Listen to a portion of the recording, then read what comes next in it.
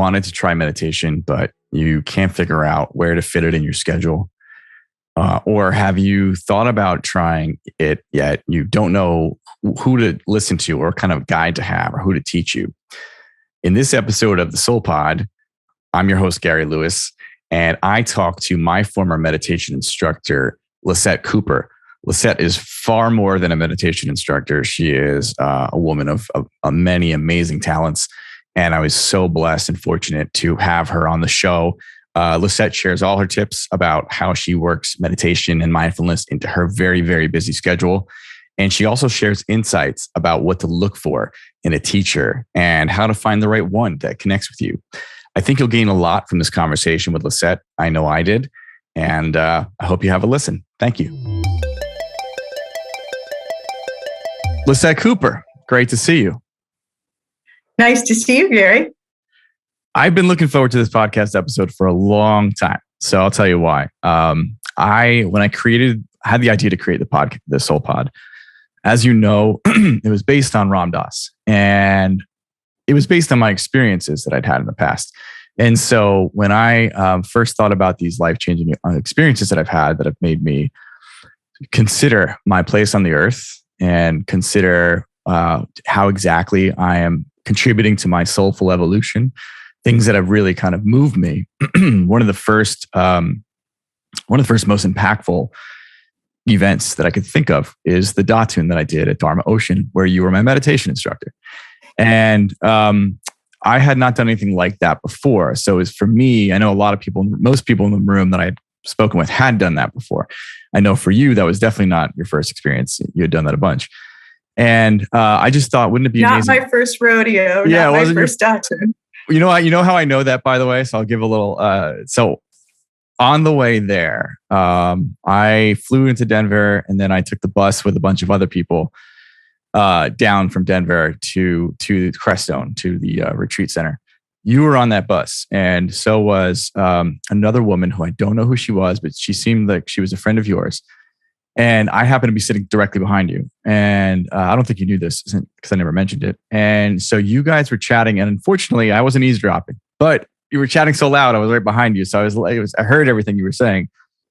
And this friend, what kind of sparked me to say that it wasn't your first rodeo, when we were making the turn into Crestone off the highway, and that left turn you do that goes, all of a sudden you're kind of staring right into Crestone, and you still got a far drive, but everybody on the bus sort of got, buzzing. Okay, here we go. Who's ready for it? And I think you guys said something to that effect. And I was like nervous all of a sudden. I'm like, oh my God, what am I getting myself into? Everyone's acting like it's all right. Take a deep breath. Here we go. And truly, I get it now because it's a huge endeavor to do this. I mean, it's not for the faint of heart. We'll put it that way. You've got to really be committed to a practice, and you've got to really see the value in it. But also on that bus ride, you were talking to this person, and I think I might have been chatting with her before she started chatting with you. And so she was really sweet. But I remember her chatting with you about a friend of yours. And the reason why this struck me was because I had been around mindfulness teachings and stuff for a while, and I'd read a lot of authors, and I know a lot of the main players in New York and in other areas for these communities, different sanghas. And she was actually asking you if she should be an intern to Sharon Salzberg. And I heard you say that basically you were friends with Sharon, and I didn't know that, but it was in that moment where I was like, where am I? Like, what kind of bus am I on? Where the person in front of me is like casually friends with Sharon Salzberg, which to me, Sharon, having lived in New York and having been to a ton of her teachings over the years and read all her works, read articles that she's written, met her briefly in very brief encounters at different sits and that kind of thing. She's somebody who I always looked up to. So the idea that now I'm on this bus behind this person who's like casually friends with Sharon Salzberg, where the other person's like, oh, I'm going to casually maybe work with her, blew my mind. And I was like, okay, we are in for some stuff, So that's kind of how it all kicked off, was like, wow, I'm entering this interesting space where these people are really committed to practice. And it was amazing. So that's what struck me first about you. I never told you that. I don't know if you No, remember. I think I sat on a board with Sharon at that time, and we spoke on panels together and things like that. And she's super sweet. And but no, I had no idea. And yeah, when you first turn that corner at Moffat, I think it is, and then it's a straight shot to Crestone. I mean, Crestone is like this super crazy place in the Rocky Mountains, and it feels like there are as many unseen beings as there are human beings in Crestone. It just has this incredible vibe, and there must be like 200 different spiritual centers there. So as soon as you like turn the corner in Crestone straight ahead, you kind of enter like the zone. So there we were, just a bus full of seekers on our way to Crestone. Yeah, it's physically charging. Like you actually, at least I felt emotionally and physically charged as we turned that corner. Like, okay, this is going to be either amazing, it's going to be really challenging, it's going to be something, but you feel like you're really embarking on it at that point. Especially because we were on like a 5-hour bus ride through the snow and in the mountains, and gorgeous scenery down into the Rockies from Denver. But once and it was so kind of placid and tranquil, and you kind of get comfortable. I made a bunch of friends on the bus, only to not be able to speak with them for 2 weeks. So I was kind of like, all right, well, we'll bookmark that one. We'll go back to that one. And they were all amazing people in their own right. And so I did feel a little intimidated because at the time I didn't have my typical sitting practice that I'd had in years past. I was sort of, out of spiritual shape, we'll say. I was out of shape in a variety of ways, but and so I definitely was concerned. I was definitely like, well, let's hope I can get the most out of this and not break down. Not break down in the way that you don't want to break down. I'll put it that way. So anyway, it was just, the whole experience was amazing. You ended up becoming my meditation instructor, which for everybody who doesn't know, I've talked about this event before, but so this is called a Datsun. It's a winter Datsun, and the term, actually, I don't know the genesis of the term. I know that there's a story behind what Datsun itself means, but I'll just give the layperson an understanding of it, which is a retreat where I don't think the first 2 weeks were fully silent. Is that correct? I think like the final 2 weeks are silent. I don't know if you recall how it went there. It gets progressively more silent, and it's just kind of basically means like the month long. Right. And so I entered, and I think you entered halfway through that period, that particular Datsun, which is when I think it becomes fully silent at that point. So we have an orientation with the retreat container managers, we'll say. Masters doesn't sound right. So they give you sort of a logistical, breakdown, tell you what to do, what not to do, give you your schedules. There's chores you must do. There are all these different ways of engaging that are meant to challenge the ego, that are meant to kind of break down the structures that the comforts and the indulgences that you might normally want to cling to in your daily life. So there's a design behind sort of how these retreats are organized. And at one point I'm cleaning toilets. At another point I'm in the kitchen washing dishes with others, not communicating other than through nonverbal communication. And so it's an amazing challenge. It's not things I'd be doing at home. And I resented it at first, I think, but I saw the value in it definitely midway through. So there's a lot of that gets discussed, and then you kind of just enter into the retreat space, and that's when you start to. There's a meditation schedule, and so you meditate pretty early in the morning, and you meditate late at night. You kind of end your day that way, and then there's a talk given by the teacher, and then there are chores, and then there are eating sessions you all do. Kind of communal eating sessions throughout the day. And then you have time throughout the day, but you can't really engage in anything that's going to give you some stimulus. So no phone, no computer, I think we could journal. I don't remember if we could, but I knew we couldn't read, I think. But really it's just you with yourself and 24/7 and you with your practice and trying to kind of just go deeper in your practice. And I think I've mentioned this before. So my initial period of time was very challenging for me. And then after a period of challenge where I wanted to leave the retreat. I was very upset with it. I was going through emotional trauma at the time, emotional pain. I was going through physical pain because I wasn't in shape to sit for 45 minutes at a time in these poses. And I kind of resented that I entered the retreat for the first 2 or 3 days. That changed one day, kind of just snapped the fingers and shifted.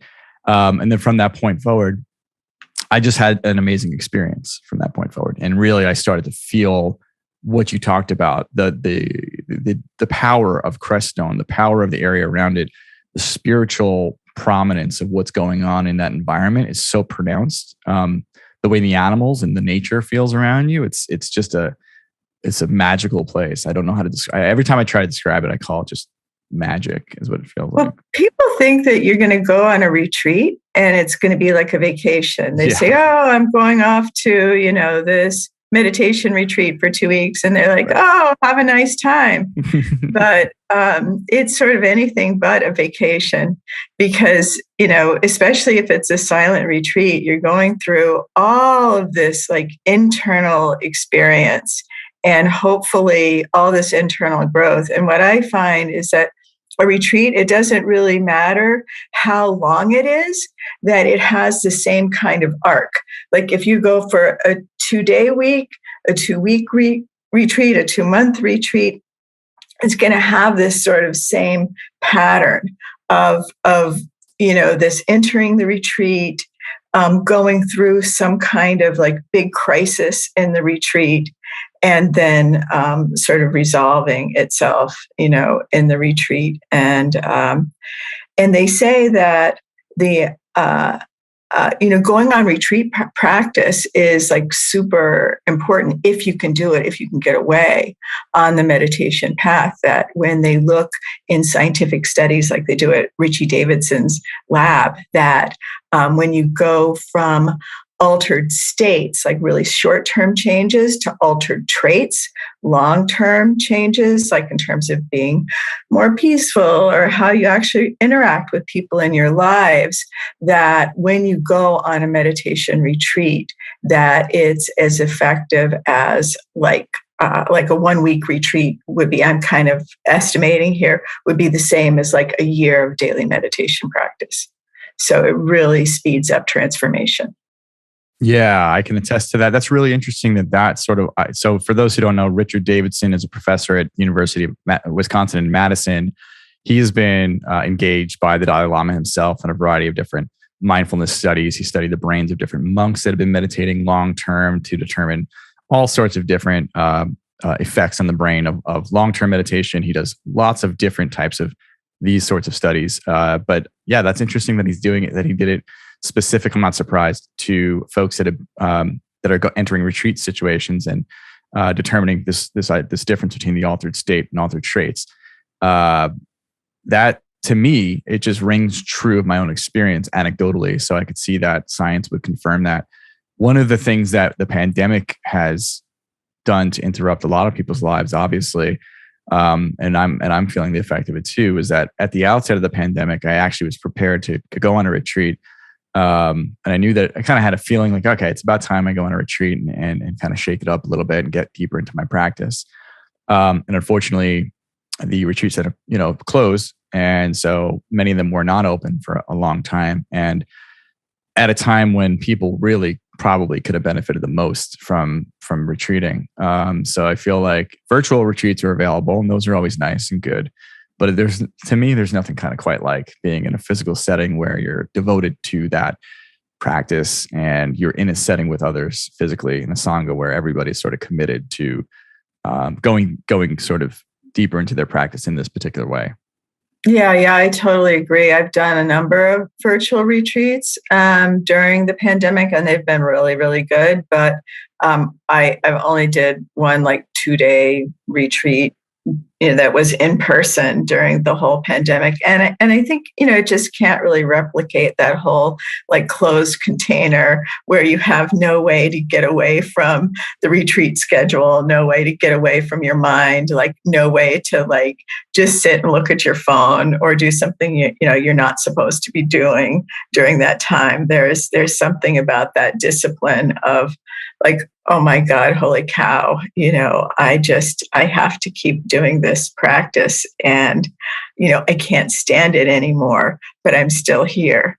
And, I really want to get the hell out of this retreat space. But I'm in Crestone, Colorado, and it's a 5-hour bus ride back. Yeah. Good luck. Exactly. Right. So what did you find out in that retreat? Like what happened? What happened next once you were there and you settled in? So one thing I want to touch on too, before I get to that question, because you just said that everybody goes through these crises and everybody has an arc. And so we met in meditation groups. I think it was once per week or once every few days. And that was like the half hour where you actually could speak and we could kind of say what was going on and check in, basically. It was meant for us to be able to check in. And everybody had very different experiences, which I thought was so fascinating to me because at different times, of course, everybody's approaching the retreat experience from just very different angles. And there was, I recall, so one of the things that struck me about you was that your presence was so like, you presented yourself in such a internally placid and tranquil way. And you were able to kind of just be in the moment and not, just not have to talk and not have to kind of move around and not have to do anything really. You could just sit there. And I'm very impacted by other people in that like way. So that aura, I think Ron Doss did this a lot. Other people that I know that do this really well. Reggie, who was the teacher of that retreat, does this well. I think people can kind of just, when you're in your body and you're feeling your presence and consciousness, the concept floats away. And so you don't have to engage with, you don't have to interact and move around so much. I love that about you. I'll be honest. That's why I was kind of like, whoa, this is impressive. But there was a woman in our retreat group that wasn't as impressed by that. And I found that really funny because she was struggling and she wanted answers and she was talking and she was asking for answers that her mind that her rationality you could appeal to. And that the intellect would get it. And there'd be able to be some sort of intellectual exchange that would satisfy the discomfort that was happening. And instead, you were just presenting as you were. And she vented frustration. And I just thought that was really interesting and fascinating because she was a really nice woman. And it was where she was in that moment. But it's an observation that I had because I was in the group, obviously. And it's so funny that the very thing that I was like drawn into you about was like, eating at her a little bit because she wanted you to kind of engage with the intellect and you were where you were. So that was something that I never mentioned to you either that I thought was really fascinating about that experience. I don't know if you have a reaction to that, but it's just something that I observed. Yeah. No, it's interesting. And I don't recall it exactly. And it just may be where I was at that time, whether it was skillful or not skillful. Yeah. But I was on a recent online retreat, and the teacher was engaging with a student who just wasn't accepting the practice and wanted to engage with it mentally. And the teacher just told the student that those are just thoughts. You're trying to engage with it with your mind. And we're not engaging with it with our mind. That's not what we're doing here. And you need to look in that particular practice, look until you can't find. You need to not think about it. You need to do the practice. Yeah. So maybe I needed a different response to her so she would stop being frustrated, or maybe she just needed to be frustrated. Mm-hmm. And that's how it was. Yeah. But part of the job of the meditation instructor is to hold the space and just do the practice. And so that's the gig. Yeah, no, like I said, I was drawn in and I was fascinated by the whole dynamic of it.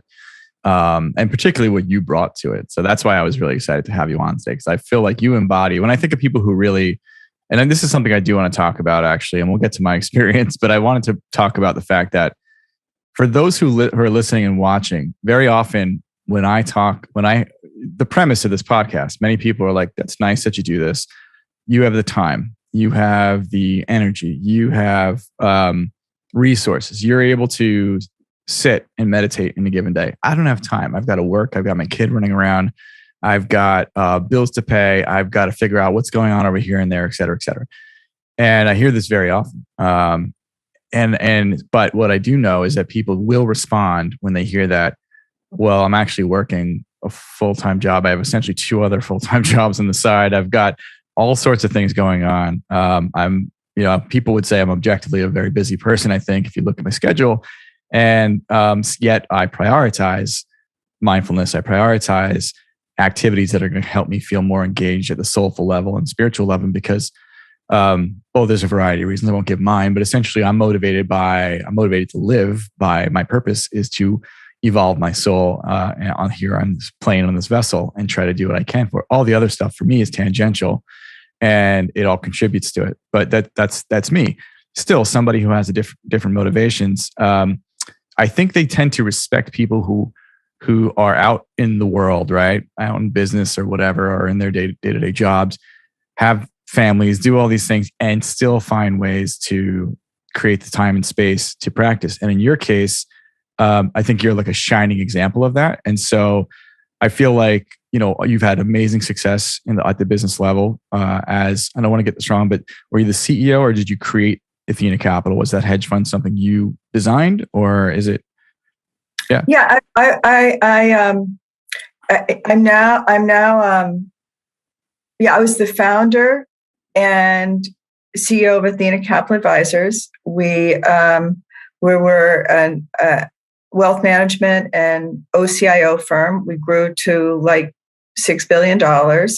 And then I sold my firm to Franklin Templeton, who merged it with Fiduciary Trust. And so I'm now vice chair of Fiduciary Trust and on the management committee of Franklin Templeton. And, at the time when we met, I was running Athena Capital, managing the firm. I think I had 3 children at home, one of whom had special needs. And I really had my hands full. Yeah. And you found a way to carve out 2 weeks of your time during the holiday time period to go and do this and serve as a meditation instructor. Yeah. I mean, it's not easy to do that. Can't do it all the time, but I was really, committed. And, as far as daily practice, just find time whenever you can. People find time in their day. For everybody, the solution is different.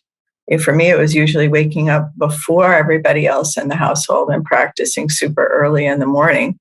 But for everybody, it's different. And what I loved to do was just to take like 2 minutes in between a meeting and the next meeting and just like take a couple deep breaths. Just close the door for like a minute and a half. And that was probably the absolute best part of the whole day. I'm sure. Yeah. Yeah. But we can do it if we want to. And the Indians and the Tibetans called it like a householder yogi. There are people who can go and be monks and dedicate their whole life. But, even in that routine, they end up with jobs in the monastery and they find that they don't get so much time to meditate. So it really isn't any different anywhere. There's obstacles and, we all make time to do what it is that we prioritize. Yeah. And I think it's even people have that vision, right? Of like, it's so rare to find like a wandering sadhu in the cave, like being there and living a hermetic life for like 10 years at a time. The idea that this is like a common theme that some people have in their mind. Oh, that's what it means to be a practitioner, a full-time practitioner. It's like, that's so unbelievably rare, almost barely, impossible to do this day and age. But still, people, very often that's kind of an image that gets conjured up by folks about what it means to commit to a spiritual practice. And I do think it's really important to highlight, in your case, all the many different responsibilities that you've juggled while maintaining a practice and while making spirituality and meditation and mindfulness a very focal point of your life, very integral point of your life, because it's extremely doable. It's just how we prioritize these things. And so anyway, I wanted to just quickly point that out because people will really react to that once they see your full resume and the show notes and see everything you've done. I haven't even scratched the surface, people. She's been on the board of many different institutions that you've heard of or been to. We'll just name a few: Garrison Institute, Kripalu, and what am I leaving out? One other, right? Mind and Life. Mind and Life. Yeah. You can read about that in the show notes. So Lisette has played an integral role to major institutions that actually help promote and facilitate programs that allow people to get away when they can, that allow people to engage with the practices on, when they can. And obviously each of these institutions do different things, but for the most part, that's what those institutions are set up to do. And I've dabbled, had a little experience with all three of them at different points, and they're amazing places. Kripalu in particular is some place that holds a fondness in my heart because there's just always some of the most, they get the best mindfulness teachers and folks that are living in a mindful way to come through there on a regular basis. And it's a beautiful location, and it's just a really well presented, well produced, well executed program structure they have there. Yeah, each of the places have their own thing, and Kripalu is like a great place to get started and choose your own adventure and just figure out what's good for you. And Garrison is a great place for deepening practice. They have a better site kind of for silent retreats, and it's really close to New York City, and they get sort of international figures to come through there. So I absolutely love Garrison too. And Jonathan and Deanna Rose that founded it are very deep and wonderful seekers themselves.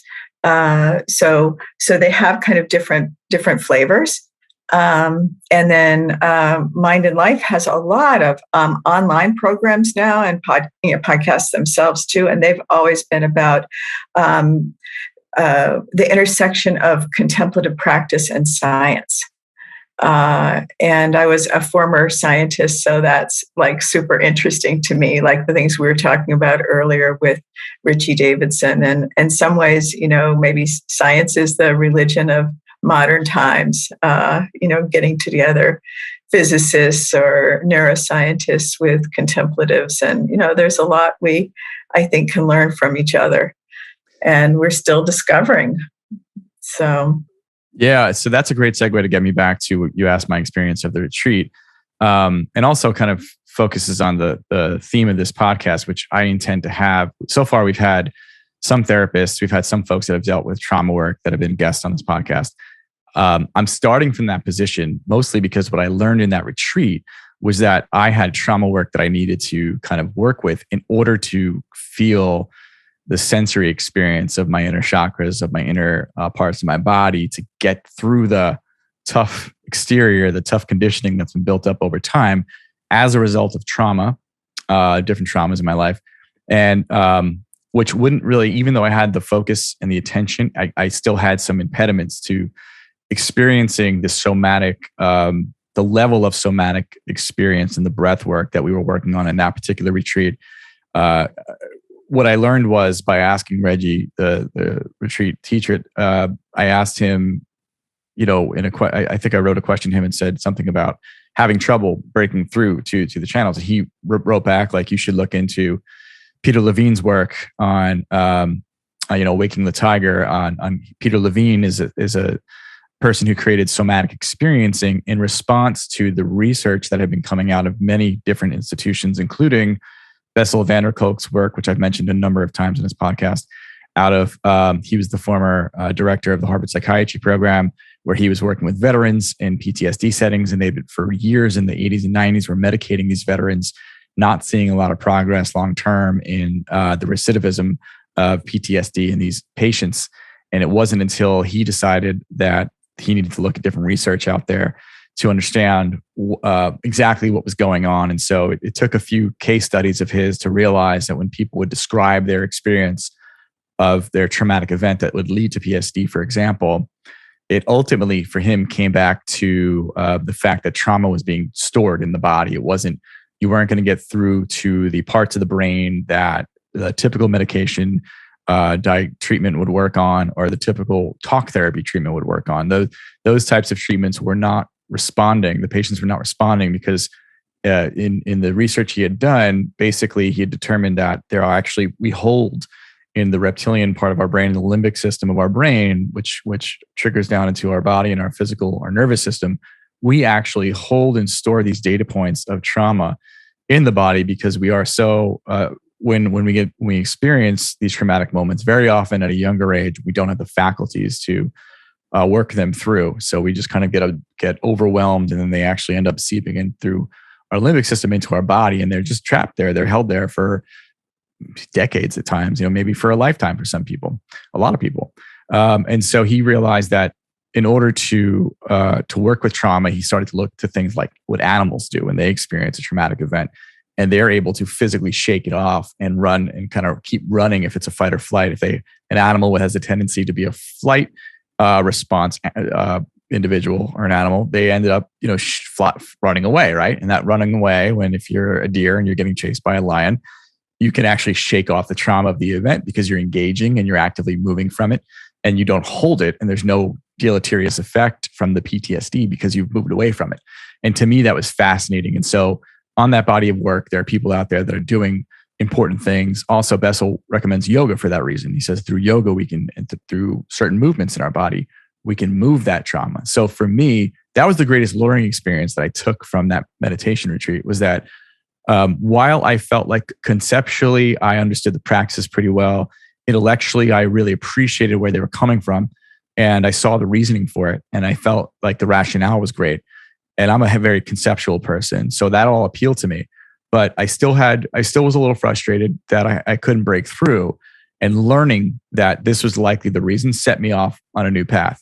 And that's when I started reaching out to somatic experiencers, practitioners who were trained by the Peter Levines of the world to go out and help you move through these traumatic experiences in your body and stop using your mind for that.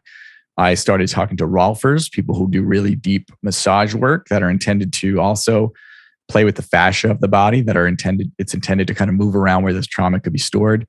Really any type of somatic engagement that I could do from that point forward, I was all in on. So EMDR is something I experienced. That's rapid eye movement for the sake of trying to work with trauma. It's a designed, I want to say it's a psychological practice, really, where if you focus your eyes in a particular way, you're actually not engaging with the rationality, the intellectual part of your mind to deal with trauma. You're allowing some sort of subconscious element, and really it's a physiological element that is going to work to allow trauma to get out of the body. So getting back to your scientific background, that's what being in that retreat and going through what I went through there and having all these experiences and struggle, that was the main takeaway, was that, I'm at, this retreat's great. I'm not getting everything I can out of it because I can't access certain things, but that tells me that I'm at, instead of level 1, I got to go back to level 0 and do a little, and that's fine. It's just where I am. It's not a good or a bad thing. And I started engaging with with trauma as my primary practice.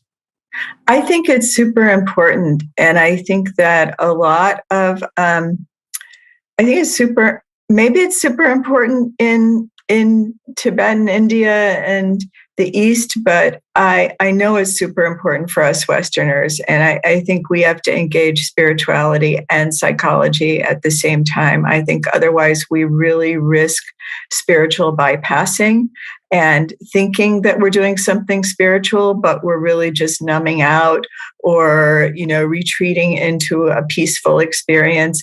And then we end up people, not behaving in a way that is really ethical, and not behaving in ways that harm people because they haven't actually integrated that that spirituality, and it hasn't actually gone to a place where they're compassionate to themselves and others.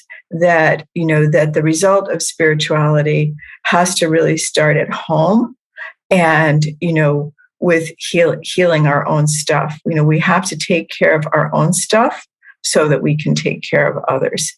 And I think that's just the way it is. It's sort of like the base of the Maslow's pyramid in spirituality, is that you can't really help other people until you deal with your own stuff. Otherwise, you're going to end up with all of these relationships that are just entanglements, codependence, stuff like that. So, when you want to be compassionate, you have to remember, to include yourself. So I found that, likewise, I had, layers and layers and layers of trauma that I had to deal with. And I think I was drawn to body-based meditation because it seemed like something that would help, lots of people very quickly. And I think that's true, but it's just one tool. And that you'd think, oh, it's the mind. So, you should be able to just do spirituality, and spirituality and the mind are separate. But I think what I'm discovering is the place that they intersect is that kind of like, you have the soul pod is your theme here, and becoming nobody. There's this concept of, emptiness of self, that really this thing we think of as self at the end of the day, there's really just, kind of self-awareness. We're confusing self and a sense of self-awareness. But when you have trauma, there's just sort of an aching somewhere, or there's pain somewhere. And I think until you can move through your trauma, it's super hard to it's super hard to let go of that sense of self. You're always like clinging onto it. And there's a ton of different techniques to work with that.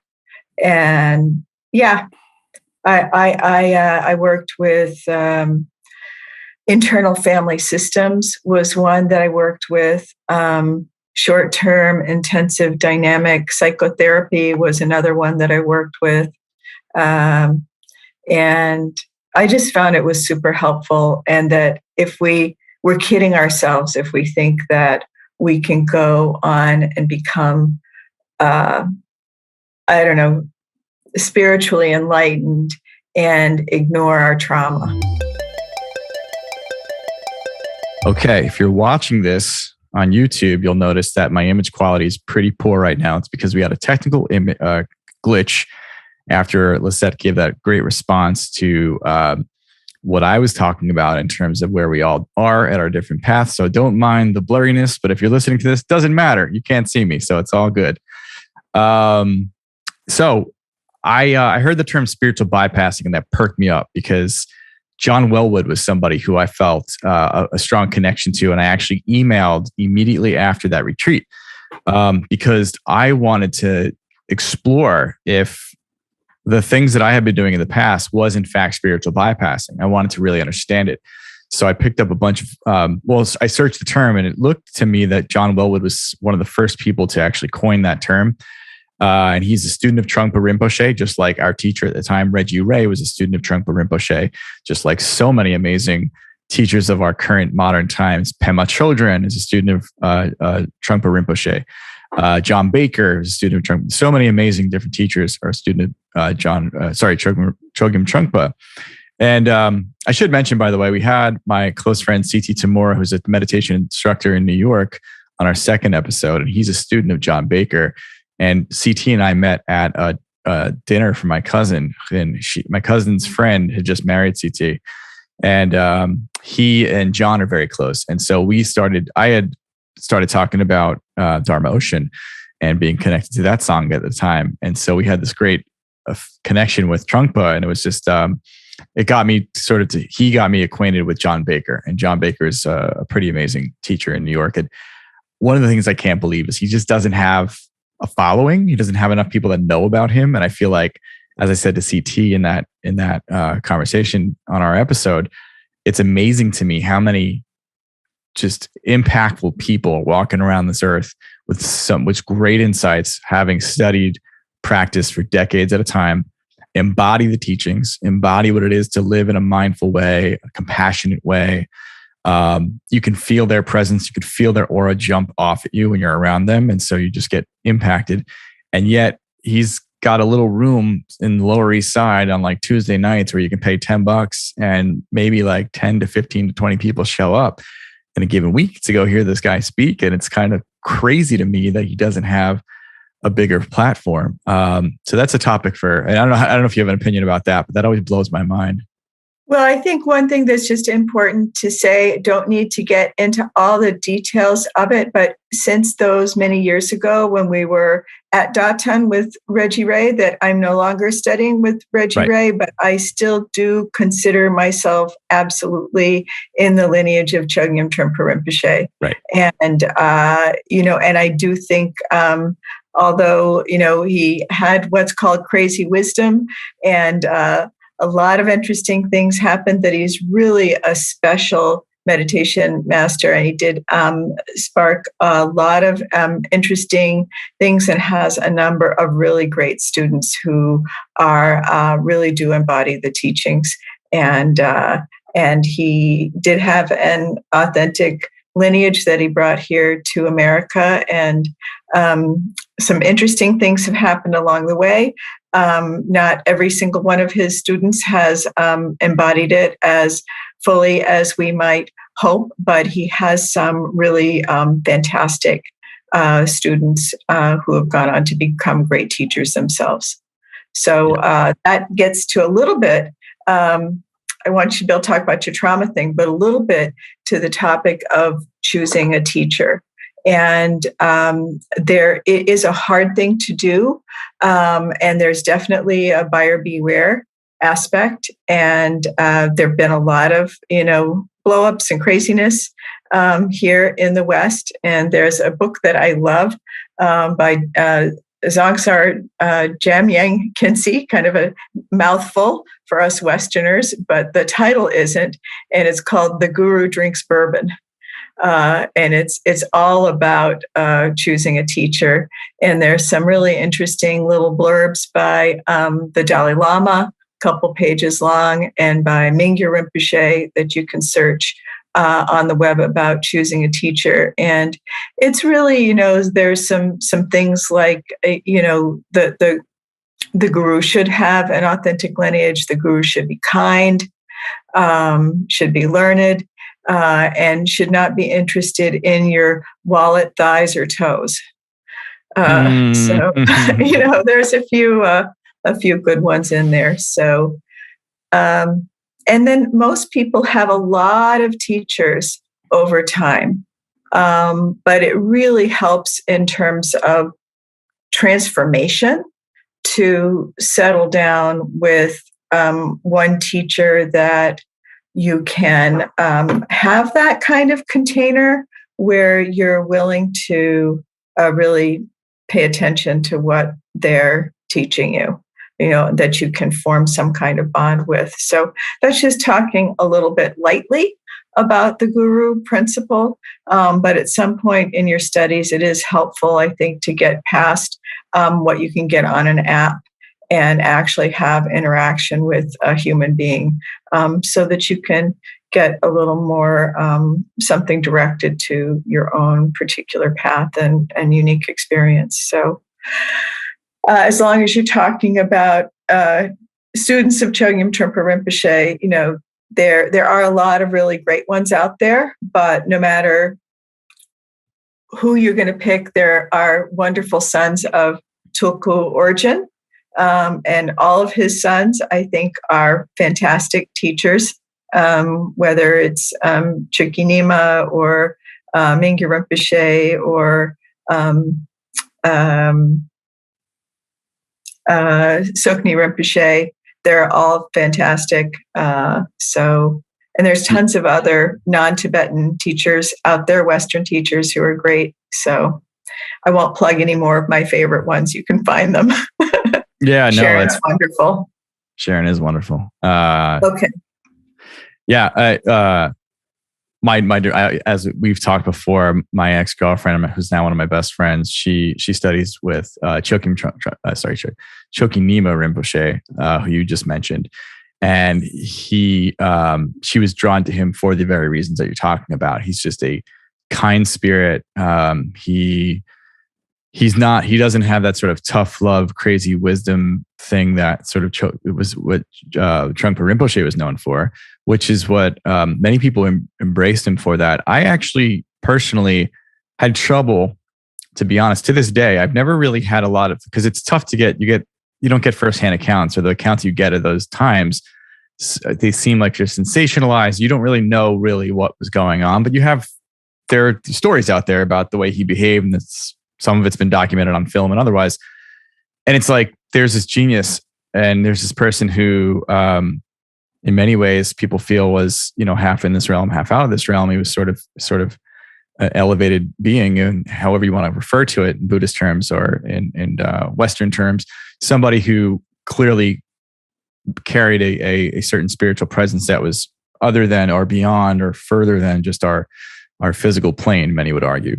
However, he was susceptible to many of the ailments and afflictions that humans have, if anything, to a great degree. Like addiction was an issue. Some people believe, like drinking, other types of issues he had that were sort of base level, human afflictions. And it's like, for me, it was always really tough to reconcile that. Many people said, well, you don't really understand. He's the guru, and therefore he's doing these things as a way of teaching, and it's meant through instruction. And as students, we have to receive that. But I, as a Westerner, not having that sort of automatic, inherent sort of like, oh, let's just kind of give deference to the guru. I challenged that. I was kind of like, well, I don't have that innate instinct to go, well, the guru always knows best. Doesn't matter if he's drinking like a fish and treating people poorly and embarrassing them. Doesn't mean that I'm going to see the wisdom in that, And I always searched for any records of like Pema Chodron talking about how, because she spoke about him in such glowing terms in most of her books, and anytime I'd seen her speak, and she did admit that she has admitted over time that he had these issues, but I was always like, well, how do you reconcile that this is your teacher, and they drive so much of what you do, but they're doing some glaring, they're engaging in some pretty glaring bad practices as a person. And I never quite got those answers, yet I'm still drawn to the lineage in some way. And I can't, because I take and choose what I get from the people that I hold and I value, and people I find that I think have, the integrity or have whatever they're offering to me that seems authentic. And so instead of focusing on, the conflicts, I just try to pay attention to what about the message, what about what's being embodied that I can adapt and I can kind of bring into my own practice and make mine. So that's kind of the way I've worked with it. Right. It's complicated, and there is no perfect human being and no perfect human teacher. And the situations and circumstances in a particular time are hard to understand. So I think we all have to go into it with our eyes open and look very carefully at the particular being and the pattern of behavior of the person we're thinking about is going to be our teacher. And is that a fit for us? And do they have a pattern of abuse or narcissism, or do they have safeguards in their community that are workable and the right things for us? and just take it from there. Is this situation workable for what we need? And go into it with your eyes open. And then it's like going into any other kind of relationship. You don't want to just pick a spiritual teacher. We spend more time sometimes searching for a sofa than we do in picking like a guru. So I think that's really the message. Yeah. I've drawn this point too about therapy and about therapists as well. Same thing. You spend more time on items you're going to buy, right? Then most people, not most, but many people come to me and say, look, therapy's cute. That's great. It's all good. It worked for you. But I tried therapy once and that person, it didn't work out. And I'm like, well, you just went to one individual to work with the issues of your mind that have been a part of your experience for decades and decades. And you're working with your brain here and the health of it. And you're just going to go to one individual you picked out of your healthcare plan's roster because they took your insurance and they were within 5 miles of your house, and you thought that was going to be the end of it. Like they would be the person out of the millions that you're going to connect with, and they're going to have the answers. Like that's not, you didn't give it a fair shake. Like you've got to really do the work. You've got to vet it. You've got to really find the person you resonate with and the person that's going to allow you to be vulnerable and allow you to open up. I know so many people that will just find a therapist, and let's just say they got somewhere with him, they didn't kind of decide instantly that they weren't going to work. But even in the work, they admitted they would hold back. They wouldn't, open up and give everything, and they would be secretive or guarded because they were protecting their ego, and they wanted the therapist to look fondly upon them, or they were too embarrassed to share certain things. And it's like, well, those are the things that, if you can't be honest with yourself and you're going to a person to try to help with that, and you're not going to offer this up, you're not fully committed. You're not fully engaging. And so I think the same applies to practice. It's not just, yes, you've got to definitely do the work, that find the right teacher and look for the right things. And it's going to be a process, and you're probably going to find a bunch of teachers that aren't going to work for you initially. But then when you do that, when you finally find that person, you've also got to be willing to fully commit. You can't just kind of show up to the practice and think that the perfect teacher, quote unquote, is going to lead you through, and you're not going to have to be completely vulnerable. You're not going to have to give yourself completely to the practice. That's going to have to happen also for you to get the benefit out of it, for you to be able to kind of experience what these practices are aimed at.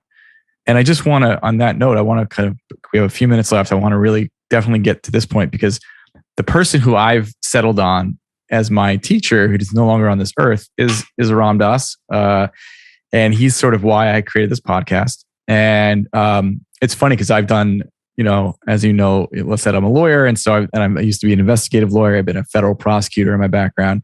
I did a lot of due diligence on Ram Dass. I was like, well, let's get the dirt on this guy because he's too perfect. Like, what's going on? There's got to be. So I actually bought his memoir came out right, I think, just after his death, actually. So he didn't want to produce a memoir. He never really felt the need, but people convinced him, and he did it. Thank God. And you get to see the human side of him, and you get to see really kind of all the flaws and all the issues and all the things that humans encounter. He was very, very upfront about in this piece, and I loved it for that reason. And there are things he did that you can relate to, like I could relate to as a teen or in my 20s, and just kind of doing things that are reckless and just not really well thought out, not in line with what you'd think a spiritual devotee is supposed to do. And that was really relatable to me. But I did look for where are the weird, where's the sort of sexual harassment stuff that he's got, and in all the searches I've done, fortunately, there are not a lot of public accounts of anybody having those types of issues with him. There are some accounts, but what I'll see is that some people will say, well, it's all great and good for a guy born into a white cis male privilege, born into wealth, who can, of course he can go and have the freedom and luxury to go to India or to have these amazing sits where he'd have hordes of people come to his estate in New Hampshire and be able to have these speaking engagements around the world and practice in the way that he did because he had these conditions. And that's the one critique I've seen of him. And it's like, if that's your critique, I'm pretty okay with that. Like the man took that, he took those conditions and he served. He like you said, he kind of tended to himself initially. All of his work was figuring out his challenging spots, understanding where he was blind, understanding where he needed to kind of develop, and doing that work for eternity, really forever. And then in doing so, felt compelled to be able to share that with others for the benefit of that. And for me, it was just like, it really, he just hits home. He just really kind of ticks all the bells. And you've had the amazing experience of being able to be around him before. Can you kind of give us a little bit of insight, like what it was like to be around Ram Dass? Yeah, I totally can. And I would be remiss if I didn't mention my friend and the teacher that introduced me to Ram Dass, who's Lama Surya Das. Very well-known Western Lama, Jewish man from Long Island, that's where I'm at. That's where I live. It's where I'm from. So amazing. I've read his Awakening the Heart Within. I think it's called Awakening the Heart. Awakening the Buddha Within. And a whole series of like 11 or 14 books, and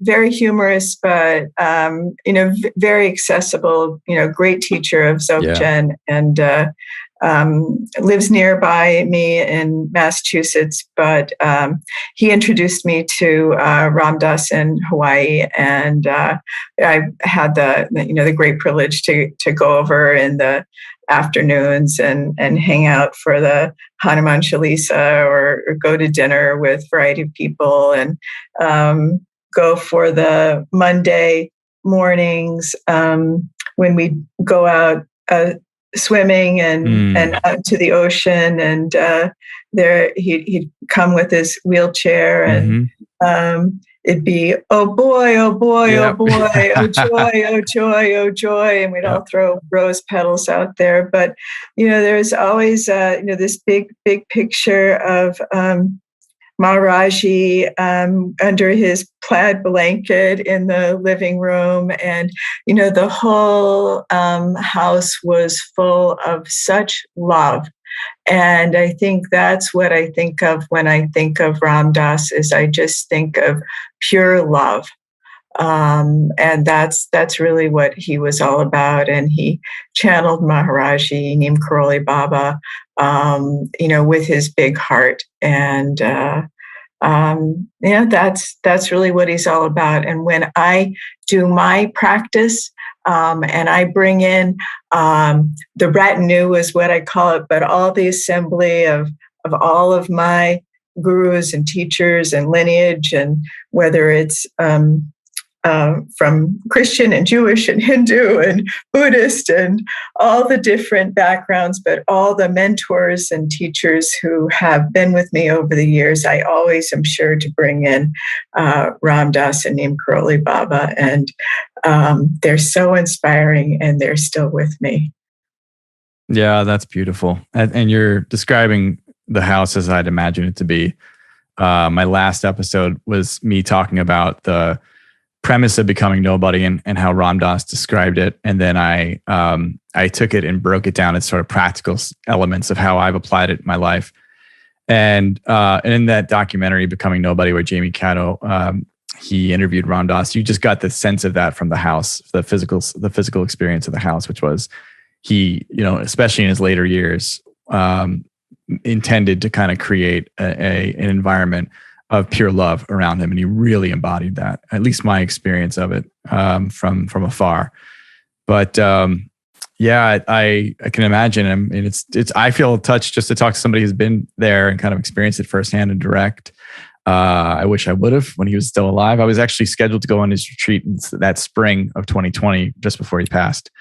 But that would have been beautiful. But yeah, I look forward to getting out to Maui still. I'm still very actively following the Love Serve Remember Foundation. I contribute when possible. I listen to Raghu Marcus and all the podcasts on their platform. And they're doing an amazing service by preserving his legacy and by making sure that people continue to hear his teachings today. Because even kids that didn't even really know who Ram Dass was resonate with his message so much. A lot of young people I know love his work. So it's timeless, I think Be Here Now was the very first book I ever read on spirituality when I was like a young teenager. So he was a constant thread for me. And I don't know if you can see me like beaming here, or your folks can hear it in my voice, but he really is just like that pure love. Yeah, no, I can get that. And that's pretty much everybody that's ever encountered him that I've talked to. I was at a talk with Mirabai Bush. Actually, it was a Ram Dass memorial ceremony. And the book that they co-authored, Walking Each Other Home, which was about dying, right? It was about discussing Ram Dass's experience of his own dying process. And then also Ram Dass talked about, and Mirabai talked about their work with the dying population. And when Mirabai would speak about him, and so many, Krishna Das was there. I think Raghu Marcus might have been there. Sharon Salzberg was there. Joseph, was he there? No. Anyway, a bunch of people were there, and they beamed. They really did. There was all just lightness, and you felt Ram Dass in the room. You really did. It was at the New York Open Center, and you just felt it. So it's your experience is compatible with most people I know that have been around him. I am fortunate to have ever encountered his works. And I'm also still though, even though I consider Ram Dass my root guru, I am on the perpetual lookout for a Sangha that I can connect with here on the physical plane, and a teacher that I can connect with on the physical plane, because like you have said, I do feel like it's super important to be guided by somebody here on earth that you can kind of can help you on your journey and help you feel connected and committed, and you can recommit to your practice, and you have that sense of community, which I think we all yearn for on some level. And so, I continue to search, but I'm hopeful that I'll have that soon. In the interim, this work for me is inviting people into my process, and I feel like this is part of my spiritual practice. So I thank you for being a part of my spiritual practice. The way you were back 6 years ago when we were on that Datun, and you actually were a big formative part of that experience for me. So I can't thank you enough for your work there too, and all the service you've done in your life, and not just spiritual service, but you obviously have worked with a lot of different foundations and a lot of great causes. I know that you're committed to, for example, the cause of looking out for children who are interacting on the internet and different, the metaverse, for example, is one avenue, one area that is totally a wild west at this moment. We don't have any regulation really there, because it's still so new, but it's primed for, individuals taking advantage of kids, the way it's currently structured. And the same goes for other social media platforms, which I know you've been a real advocate for. And if you want to say anything about that before we close, I feel like it's a big part of your... Yeah, it really is. And the Washington Post just put out an article that, kids who aren't supposed to be going to the metaverse are, and of course, sexual predators are sure to follow, because wherever there are kids. And it's just been a huge issue with... with all of the social media platforms, and, over 20 million images last year of child sexual abuse material on social media, and reported to the Center for Missing Exploited Children. And it's a big campaign that me, my daughter, a bunch of women investors have been on, and working with shareholder advocacy campaigns, but talking to Meta, Apple, Alphabet, AT&T, just really making a difference and getting out there. But it is a big issue. And my daughter's a survivor of child sexual abuse, where she was groomed on the internet, and she's on a couple survivors council. And so it is a big cause, and it is a big issue, and something parents and teachers and all of us should be aware of, that it is Wild West and not a safe playground. Yeah, I'll just say Meta in particular, I've seen their beta of their metaverse, and a lot of the critique out there is that it's not a safe place for women, let alone children. So there's still a lot of work to be done before they roll out a real product there. But Gary, thank you so much. It is just absolutely a delight to reconnect with you. Thank you for having me on this podcast. I love this series. I love your idea about it. I recognize you're a really special person on that, Datan, and so glad to be here today. And best of luck with Thank you so much. And your journey. Thank you so much for being a part of my journey. And I know how busy you are. So to take this time out of your life to be a part of this is, I know other people are going to get a lot out of this. And so that's why I was dying to have you on. I'm so glad you agreed. I really appreciate having met you in the first place. You've had a big impact in my life, even though we haven't seen each other in a couple of years. You're always in the back of my mind. And hopefully we get a chance to have a conversation again in the future. There's a lot to cover still, I feel like. So if you're open to it, I'd love to have you again. And thank you so much. And for those of you who are listening and watching, please, if you like this episode with Lisette, how could you not? Like and subscribe on YouTube. Do the same thing. Rate us on Apple.